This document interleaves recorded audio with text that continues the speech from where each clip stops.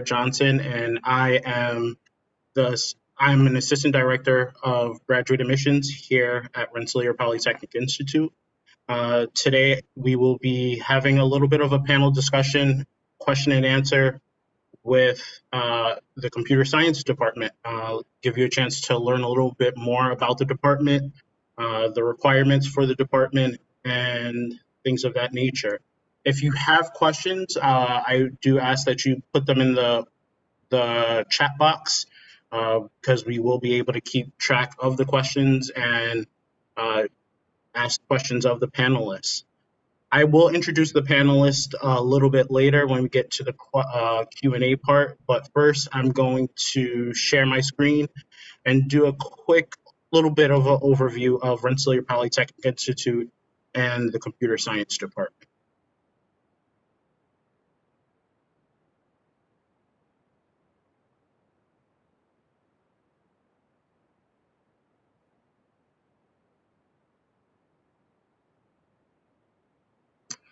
All right, so again, we are here today to talk about the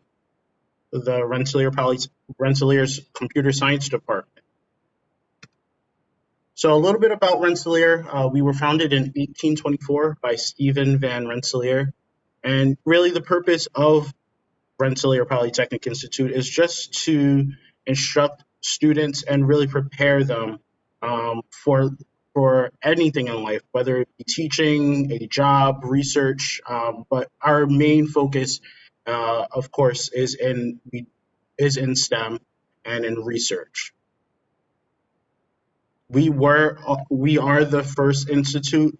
We are the first institution to award a degree in engineering, as well as the first institution to do lab-based learning. So even though we are a school of first, we are constantly evolving and finding ways to improve on our education and educating future educators and researchers of the world. So our president, Dr. Shirley Ann Jackson, has been a trailblazer throughout her career. She's the first African American woman to receive a PhD from MIT, as well as the first African American woman to receive to be the president of a top-ranking research institution. She has coined the term the new polytechnic, which basically is a way to describe Rensselaer. And really, what it means is to educate students. Educate students for intellectual agility, multicultural sophistication, and a global view. So here we're really trying to focus on preparing our students to tackle anything that may come their way in their careers. So we do have 5 schools within Rensselaer that are all interdisciplinary. So basically, as you can see from this diagram, they're all connected in a way. We have engineering, the humanities, arts, and social sciences, which we also call Haas, architecture, science, and then also the Lally School of Management. So now within the computer science department, which is in the School of Science, these are a couple of research areas that students can get involved in or that we have professors currently working on. As you can see, it ranges and it's a lot of variety for students. You can see graphics if you're interested in doing graphics, but also you have machine learning, and artificial intelligence, which is becoming a more popular research area now. So for the admissions requirements for your application, if you haven't started your application, you can do so. The deadline for applications for the fall 2021 semester is January 1st. And to you want to make sure that you have a complete online application, which includes your personal statement, a current resume, 2 letters of recommendation, transcripts, TOEFL scores, and then GRE scores are typically required.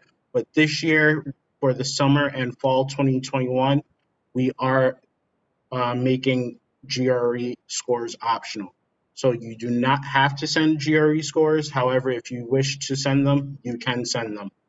And then the computer science department is aiming to have decisions out to students by March 15th. So funding options, if you are applying to the PhD program, generally our PhD students are fully funded, which would include either a teaching or research assistantship, and that includes tuition waiver and stipend. So that would help cover everything. Master students can receive funding, but typically the majority of our master students are self-funded. And so now I'm going to introduce our panelists. We have three panelists today. We have Professor Carlos Varela. We have a current PhD candidate, Claire Arrington, and then another PhD candidate, Karan Banat. I'm going to ask them a couple of questions, and then they are going to answer the questions, and then really just have a good dialogue. So I want to thank you guys for joining me today. I know it's kind of a cold Thursday afternoon out there, but thank you for joining me, and I'm sure all of our participants here are thankful that you are here. I just want to let everyone know that if you are on mute, you do want to make sure you unmute yourself. So to start off, Professor Varela, I just want to ask the number one question probably on everyone's mind is what makes a competitive applicant for the computer science department? What are you guys looking for? Hi, Jared, and hi, everybody. Welcome to this presentation. So there is a number of things we look out for. If you are applying to a PhD, of course, the intention is to train you to do research, and therefore any kind of hint of prior research is very welcome. So if you have had undergraduate research experience, if you have had, if you have been able to, there are some applicants that have papers already co-authored or significant research experience in the summer. That's the kind of thing we mainly look for. If you have, we have had candidates that come already with publications. That already pushes them all the way up. It's not mandatory, but it definitely helps. Then, of course, we look for academic record. We look for making sure that you have strong computer science background. Some people come from a different discipline, say chemistry or biology. Then we kind of take a look and make sure that you will be doing okay here, that you have, that you have the chance to do well in computer science. We look, of course, at the statement of interest. We look in particular if you have done your homework and if you have looked at specific research areas or professors' directions that you might want to take. If you have already some good ideas for research, that's, of course, that puts you already ahead, even though it's not expected again. And then we look at letters of recommendation. They are very important. Often the letters of recommendation will tell us a lot about you. So it's a holistic view. We look at everything. We look at research, academic preparation, motivation, prior experiences. We also look for maybe something that is very unique. Or can you make a unique contribution? Could be diversity, could be something very special that only you have and that puts you apart. So we look at a number of things. We also, in the end, look at breadth. In other words, we don't want to get only PhD students that will be doing one research in one area. So we want to make sure that we have coverage, that we don't hire, that we get people. You're going to be doing usually a research assistantship. You're going to be doing research on, say, artificial intelligence or programming languages. We don't want to get accepted all the people in data science and no one in computer graphics, something like that. So essentially, it's a combination of things. I don't know if this answers the question. No, yeah, definitely. Thank you. To kind of stay on that topic, are there specific courses that maybe, someone that doesn't have a computer science background, may be interested in taking to help prepare them, or even, So yeah. Yeah, math. So if we try to look for people who have the equivalent of a bachelor in computer science, because those are the people that will be ready to go. We have had in the past applicants who, for example, have done a PhD in chemistry and suddenly want to do a PhD in computer science. And Okay. that's, we get some very unusual applicants sometimes. And in that case, what we do is we look at maturity, and I would call it mathematical maturity or scientific maturity. So, Okay. so if you have a lot of calculus, if you have partial differential equations, if you have a strong scientific background, it doesn't have to be computer science. But of course, it's going to take you a little bit longer probably because you're going to need to catch up. Okay. Okay. Great. Can students that are in obtaining a PhD, can they earn a master's while doing their PhD? Absolutely. In fact, that's recommended because sometimes people go for the PhD, come realize, this is really not for me, and often being able to get a master's degree in the way it's consolation prize, at least. I mean, you're not going to go empty-handed. Having said that, we often look also at people who already have a master's degree, because Okay. then we know that they are going to be, in a sense, ready to jump into research more easily. So that's also another group of people we look at, people who have already completed a master's degree and want to do a PhD. So again, we try to look holistically, and we're looking for research potential. That really is what we're looking for. Is this person going to succeed completing the PhD and moving on to a life doing research? If Okay. it is PhD, if it is the master's, of course, it's a different story, because in the master's, the research is less critical. But as you said before, Jared, most of the time, master students come self-funded, and then it's really a matter of whether we can fit enough people or not. We do give preference to PhD applicants. Okay. And can you tell us uh, maybe an estimate about how many students you typically accept, or how many students are in the program currently? So I do not know the exact numbers, to be Okay. honest with Okay. you. It varies. It varies a lot. Yeah, I don't really know the exact. I think no. I mean, whatever I say is going to be a lie, but it's very competitive. It's Okay. Yeah. competitive.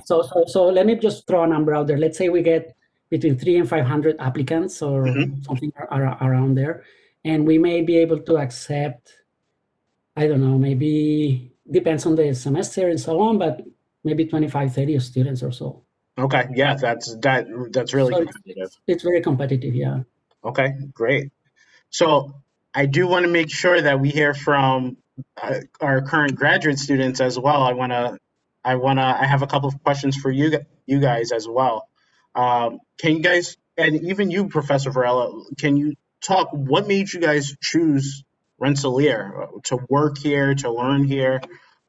What made Rensselaer stick out to you? I'll let you guys go. Do you want to go first? Do you want me to? You can go Oh, first. thanks. I guess the big thing, I mean, when choosing grad school, it's like the most important aspect is just how you click with like a professor or a lab. I think that's like the most important aspect, just because that's who you're working with every day. So for me, the reason I picked Rensselaer was the lab that I was interested in. I work under Spella Dali. And then being able to like come during the accepted students day and get a chance to like talk with her and just realize that like my research interests overlap with hers really well, and like knowing that what I want to pursue is like what's something I'm going to be able to do here. So Like for the reason choosing RPI was twofold. First of all was that my sister studied from RPI too, so cool. she told me about RPI being a really a good grad student, grad school, and she told me about the School of Science. That is when I started, researching about the School of Science that we have at RPI, and I found that it's like one of the best in the whole country, or maybe even the world, and that's why I chose to come to RPI and join the computer science department. I actually have one thing I want to add. Yeah. I just thought about, I think, speaking of what you're talking about, it has a really good department just in terms of like graph analysis and things like that, which is not something that I had background in coming into the program. And it's just interesting getting to kind of really like boost up your like knowledge base on something that you think like you might want to be researching into in the future. And so I think that that was like a very like it's just a very good strong suit of RPI and something that I was able to kind of pick up and keep going with now. And that's the idea, right? Because I think I attended the last colloquia from the computer Oh, science yeah. department, and that was like, if even if I'm doing research in machine learning, that included graphs and machine learning. Mhm. So even if you're thinking about going into artificial intelligence, data science, machine learning, it's going to be in some specific domain, and RPI would provide you that breadth of knowledge so that you can select that particular domain and do research in that area. It's true. Yeah. So what I would like to add to what you have just said is that RPI is a low walls school. And I did my PhD at UIUC, Urbana-Champaign in Illinois. And that's a gigantic computer science department. It's just huge.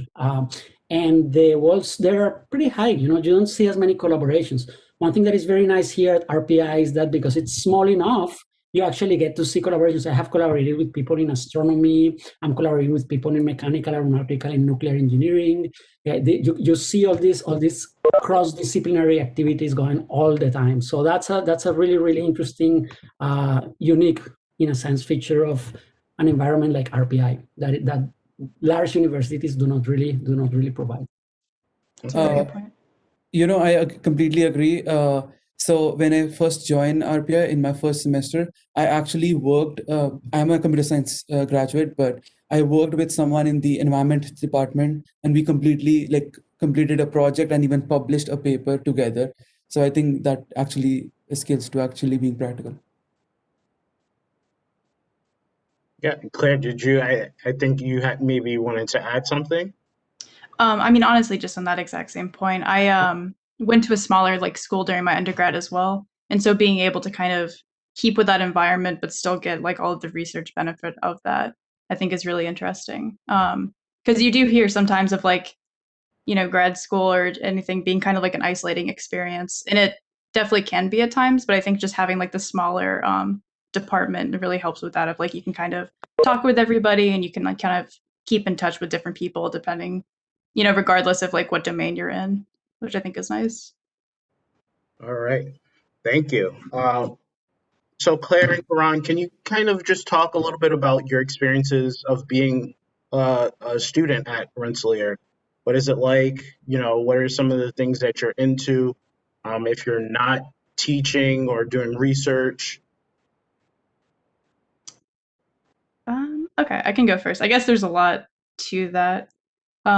So I've done, I guess, in the teaching of research, I've done both 2 semesters of TA or being a teaching assistant, and then 2 semesters of being a research assistant now, or I guess a third, including the summer.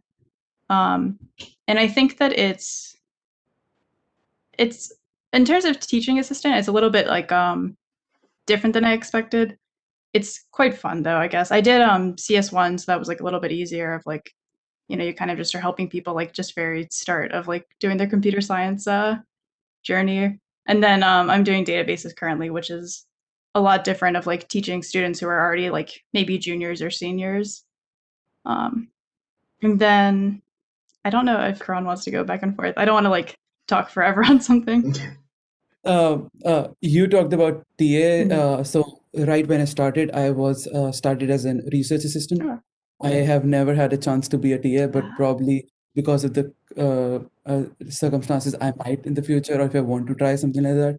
But my research experience has been like pretty cool.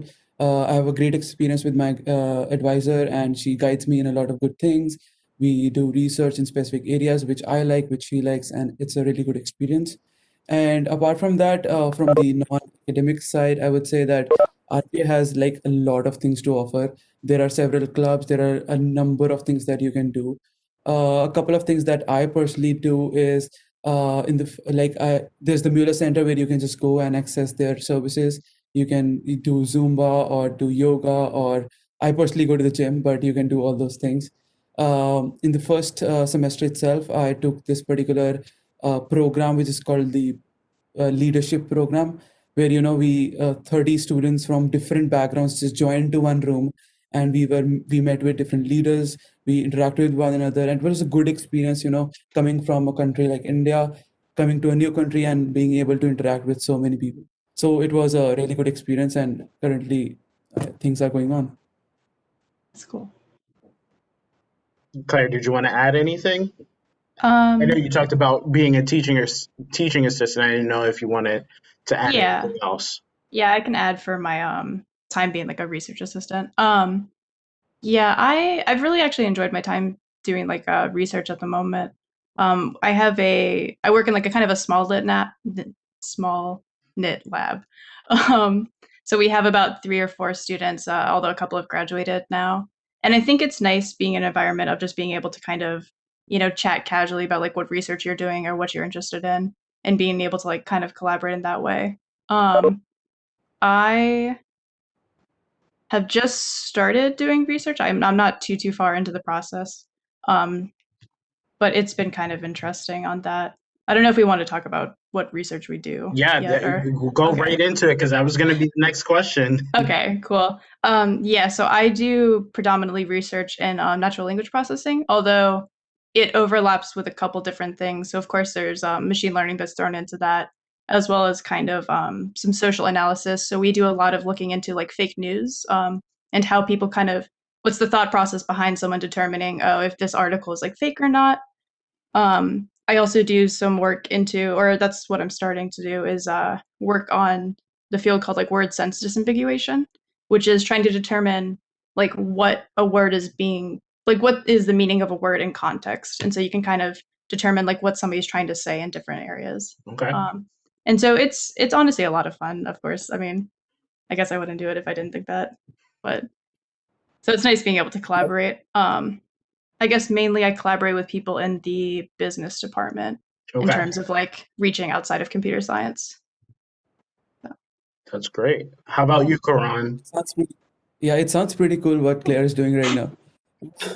So I have something completely different. So I work on synthetic data generation and specifically in the health section.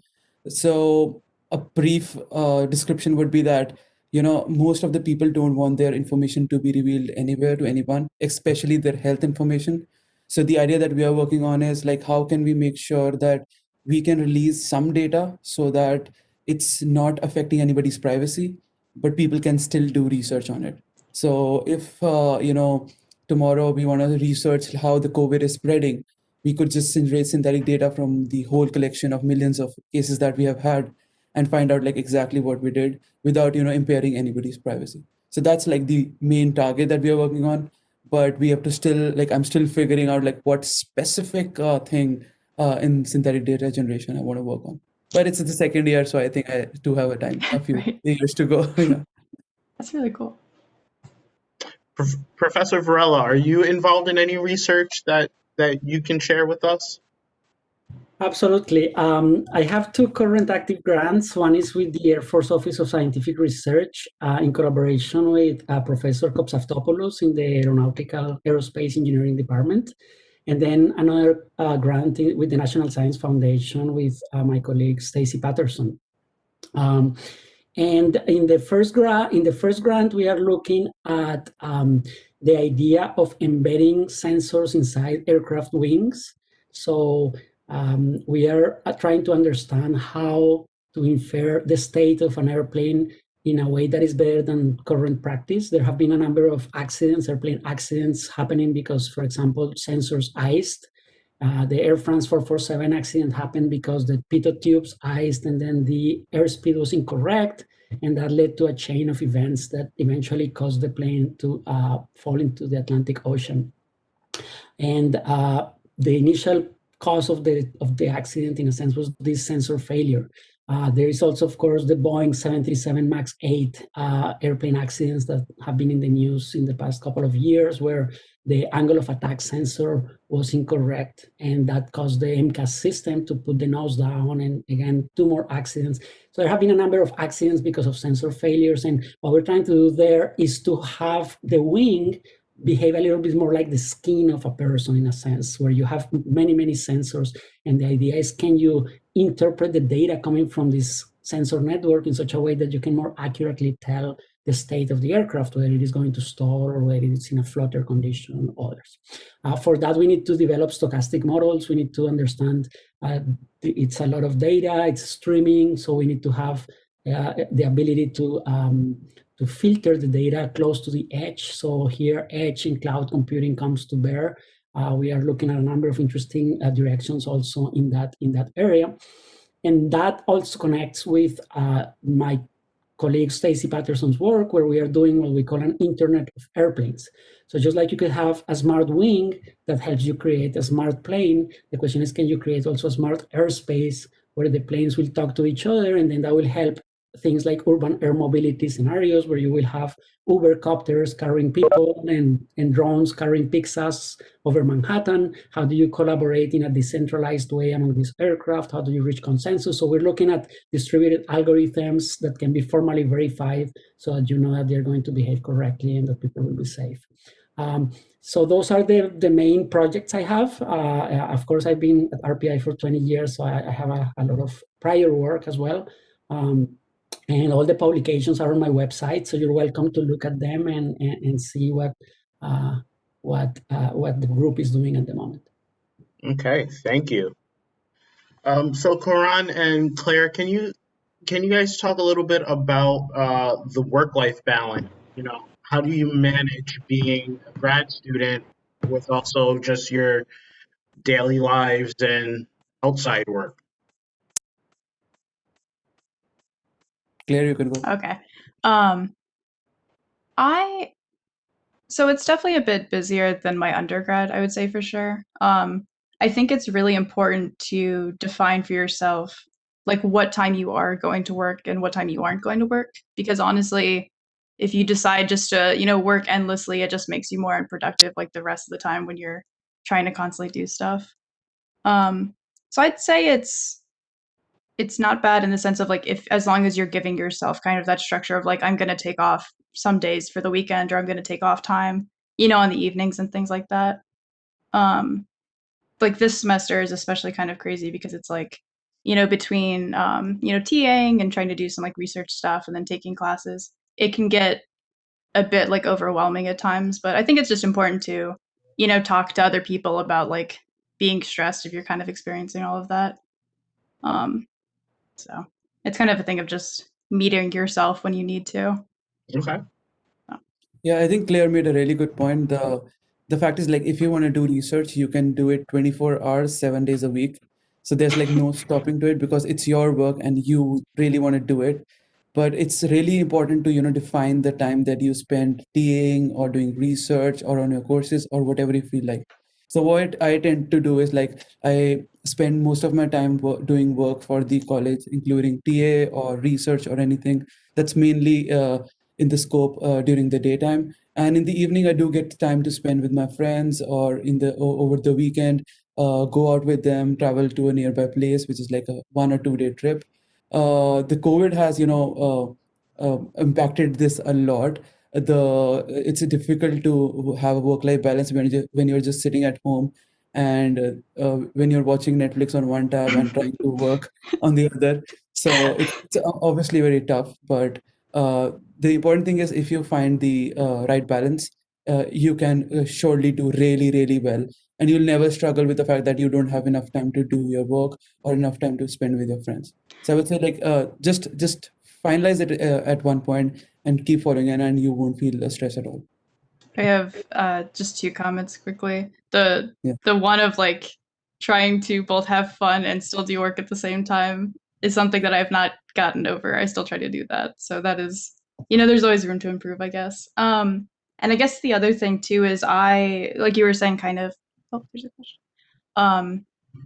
Is I actually like build in time of like I have to hang out with my friends sort of like unless something that's completely I'm too busy to do so. But like Tuesday evening is like I'm gonna play games or I'm going to chat with people. So otherwise it can if you feel like you have so much going on, you kind of feel like I can't block that time in. But if you keep it like in your schedule, it makes it a bit easier. So we have a question, and this is for Karan and Claire. And the question is, have you completed a master's degree before you started your PhD? And if so, which university did you complete that master's in? So I did not have a master's degree before coming in to RPI. So I just went to an undergrad institution down in Virginia. So Yeah, same. Like didn't have a master's. I just joined RPI as a PhD student. But as Professor Carlos mentioned, that if I want in the future to get a master's degree along the way, I can use my courses towards that, complete a project or a thesis, and get that done as well. Great, thank you. In fact, I would add that I highly recommend it, because when you write a master's thesis, in a sense, you are writing a very large document for the first time, and that's an experience that you need to kind of kill. You need to make sure you have done that. So by the time you write your PhD dissertation, it's not just writing a large document for the first time. You already know how to write a large document. It's now focusing on the ideas in the PhD. So I highly recommend to people to write a master's thesis if they can in the process of getting a PhD and then having to write a PhD dissertation. Okay. And Professor Varela, we have a question for you. Student would like to know if there's any part of the PhD application which most students fail to get right, where you feel that students need to focus on while formulating and completing their application. So in reality, there is not a single thing that you can do to improve. This is really, as I said, if you have been doing research consistently every summer, or if you have, these are things that you cannot make up in the application. You either have been doing it or you haven't. It's very hard to kind of make something quickly and make a big difference. It has to be kind of systematic, and that it's going to be clear if that's the case or not. So I mean, obviously you can. I mean, again, maybe the biggest mistake is not to mention anybody or any possible research, because that kind of tells people, well, did they do their homework? Do they know what they want? And I would recommend that it's better to mention a few professors and a few areas, even if you're not so sure, than to mention nothing.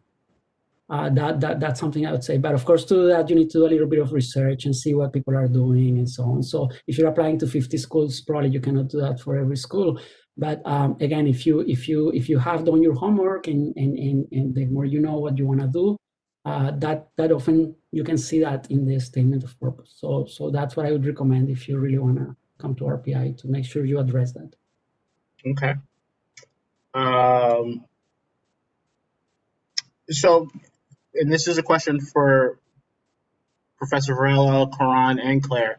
Do you have any words of wisdom for, the students here today that are thinking about applying to the computer science program? Things that some information you might want to impart on them, on their application process.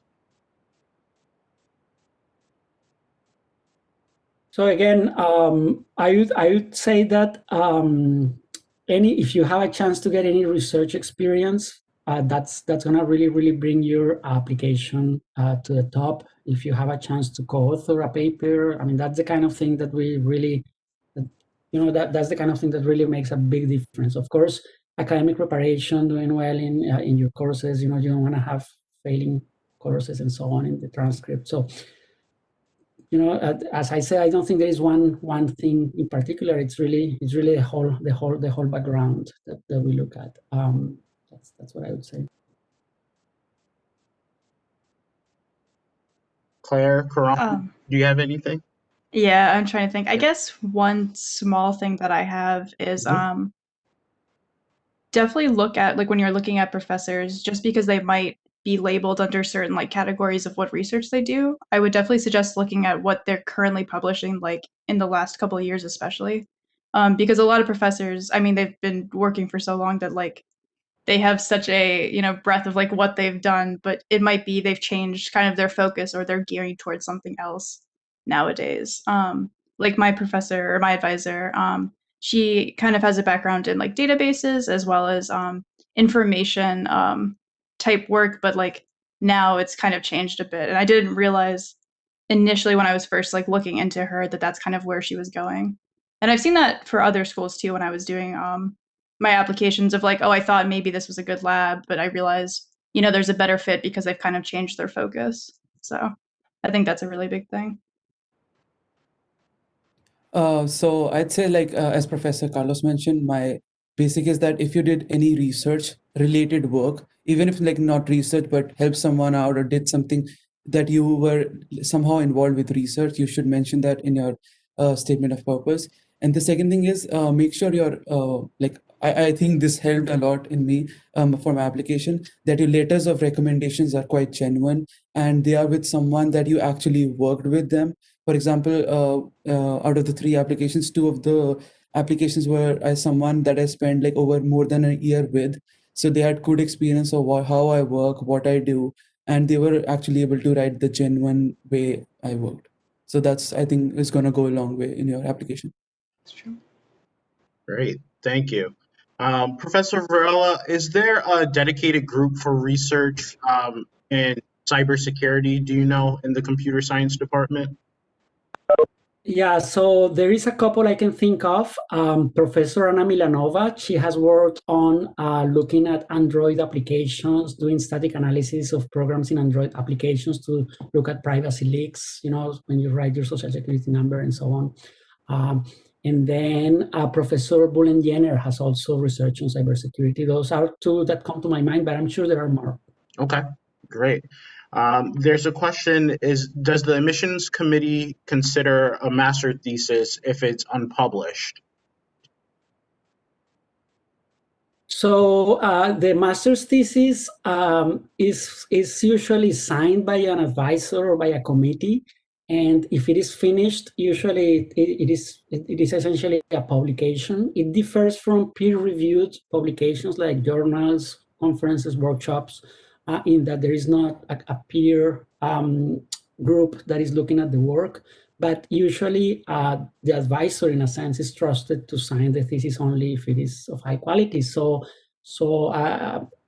if the thesis was finished and signed by the advisor, it has been published. And another question for you, Professor Varela, is if a student has done significant research in one area, but states a more general area as their interest in the statement of purpose, is there a specific way that the committee would view that? So prior research experience is what we're looking for. If you have significant prior research experience, that's usually a positive.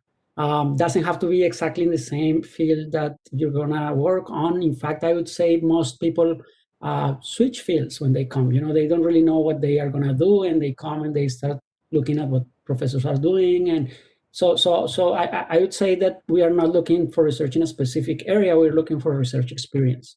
Okay. So the last question that I have is there anything you want to share with the group that I may not have asked or may not have been mentioned thus far today? And this goes for any one of you. I can just add that so the grad life is actually different from what you experience in undergrad, but it's a great experience. You get to meet with other people who are doing the research in the same area, different area. And because like I'm more centered towards research, I attend conferences more often than I used to before. So I get to interact with people in the same industry, something that I feel like is really important. If you are, interested in a specific topic, you should know what's going on in that field. So that's like one thing that I would add, being a plus for the grad school. Okay. I guess I'm gonna jump off that. I do agree. It's a very different experience, but I actually feel like I almost enjoy it a lot more in a way, just because, like you said, it's so nice to make connections and kind of get to talk about all the stuff that you're interested in. Especially even just because it's even if people are doing different research, just getting to kind of talk with all these people who are passionate about the stuff that they're doing and kind of getting to hear all of these cool ideas that are happening out in the fields are just, I don't know, it's just a really cool experience in that regard.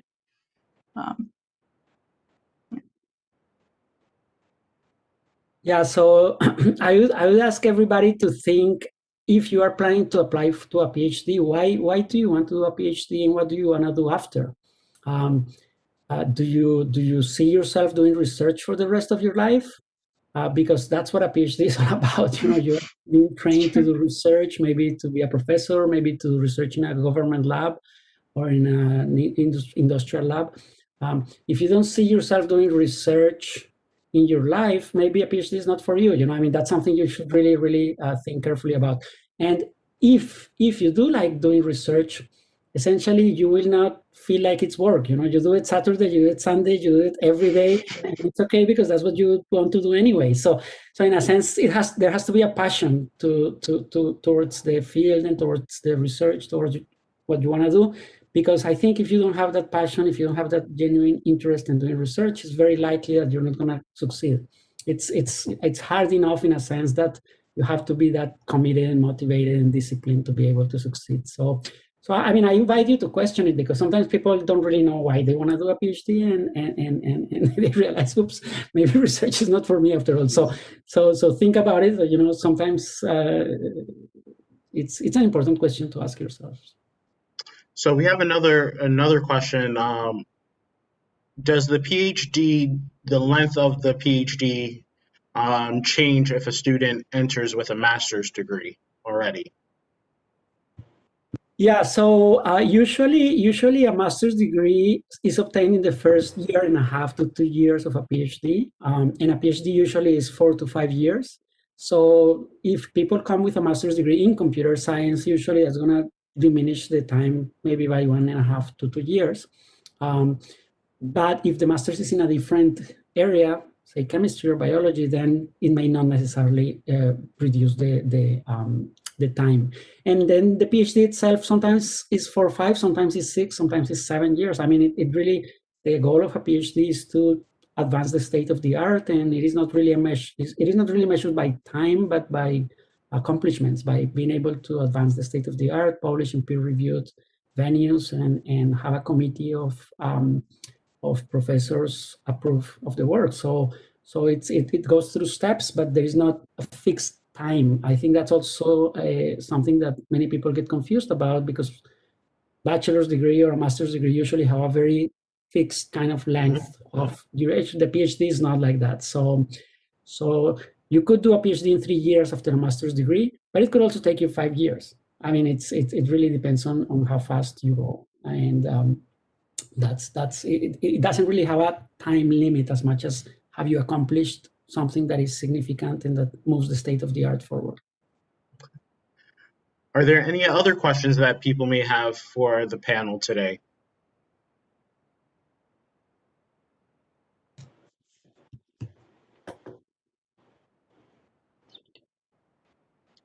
So the question that we have here is, does the master's degree towards a project also involve research? Yeah, good question. So we actually have 2 master's programs. We have a master's with a project, and we have a master's with a thesis. And the idea of a master's with a project is that it's for people who really want to go into industry, for example. So they just want to get some experience in data science or in machine learning, and they want to be ahead of what a bachelor would give you. But they are not interested necessarily in research. So they will be doing some high-level advanced project, with independent component, but still it's not really research. It's not moving the state of the art forward. For people who are interested in research and doing a PhD, my advice is to do the master's thesis, of course, the master's thesis route, which can take longer. Usually, I would say that a master's with a project may take only a year and a half, whereas a master's with a thesis may take a 1.5 to 2 years. And that's okay. It doesn't really matter, because you're getting the experience of writing the master's thesis, and it's going to be preparing you better for the PhD. So essentially, depending on which master's you do, you will or will not be as involved in research. I have to also say that some professors will only take students who do master's thesis for research. So you have to also find an advisor that is willing to take you if you're not interested in research and just interested in doing a project. And some professors are interested in that, and some are not. So you have to find an advisor too that is willing to supervise that project or that thesis. Thank you. Any other final questions?